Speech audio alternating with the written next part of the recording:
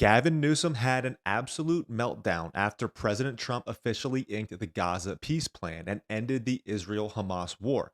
President Trump also made comments about the peace deal and getting to heaven, which has many people triggered right now. And finally, Kamala Harris has a very special Indigenous Peoples Day message for all of us. We'll start there. I'm Zach Costello. It is an honor, of course, to be with you this week as we celebrate Indigenous Peoples Day, as we speak truth about our nation's history. Since 1934, every October, the United States has recognized the voyage of the European explorers who first landed on the shores of the Americas. But that is not the whole story. That has never been the whole story. Those explorers ushered in a wave of devastation for tribal nations, perpetrating violence, stealing land, and spreading disease. We must not shy away from this shameful past, and we must shed light on it and do everything we can to address the impact of the past on Native communities today. You know the real reason they hate Christopher Columbus? You know the real disease that Columbus brought to the Americas when they say they really can't stand it? Christianity. To his deathbed, Columbus stood on the fact that he set out on his exploration to the Americas to spread Christendom. The indigenous peoples of the pre-Columbian era, as it's called, consisted of the Olmec, Mayan, and Aztec civilizations who were polytheistic and practiced as a central ritual human sacrifice believed to be necessary for the continuation of life itself. Sacrifices were made daily to the sun god in order to ensure the daily cycle of day and night. Okay? Also, much of the genocide that modern leftists preach about with regard to Christopher Columbus is the result of anti-Spanish and anti-Catholic propaganda in the 16th century known as the Black Legend. Look into it.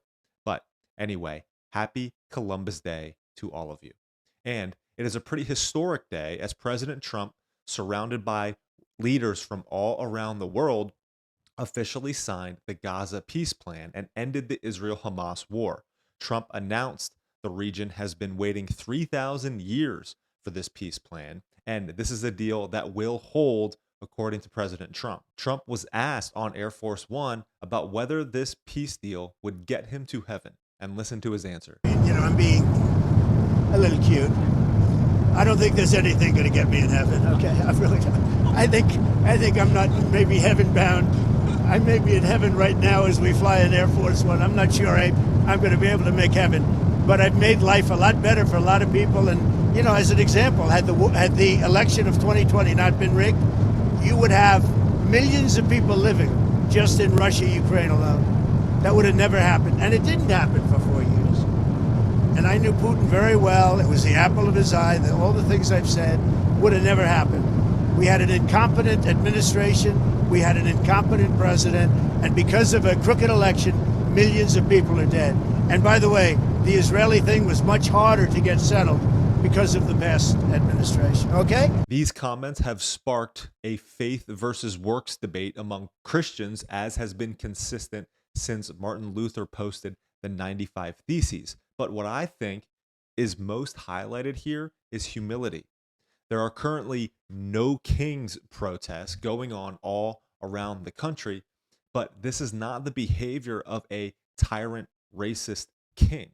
Tyrant monarchs, as the left tells us that Trump is, believe that they are ordained by God and have a guaranteed spot in heaven. What President Trump is showing right here is that he knows he has flaws, which are of obvious concern for him, and they probably weigh on him if he says something like this. This shows awareness and humility. And you know what? Regardless of what side of this conflict you sympathize more with, Israel or Palestine, President Trump's toughness and deal-making skills were able to get a peace deal negotiated in a region that has only known war and conflict. I hope it does hold and Trump deserves credit here. However, Gavin Newsom doesn't believe so. Listen to what he has to say in this final clip I have for you today. It is about the United States of America. He doesn't believe in that. He believes in the red states. He's going after, it's a war. He's a wartime president. He's the head of a war party. War on women, war on voting rights, war on Hispanics, a war on this state, war on institutions, war on history. I mean, this is serious. This guy's trying to get a Nobel Peace Prize. That's what he's going to try to say tomorrow in Alaska, that he's the big guy trying to find peace, really? When he's bringing war to the American people? He put military in the streets, not of Baghdad. He didn't send the military in his first administration anywhere in the world. He sent the United States Marines into the United States of America in one of the bluest cities in this country, in Los Angeles, one of the great cities, American cities. That's what Donald Trump did. He is a wartime president. Truth exists on the opposite side of what Gavin Newsom has to say here. The complete and utter failure of Democratic leaders throughout the country have put their citizens at great risk and danger.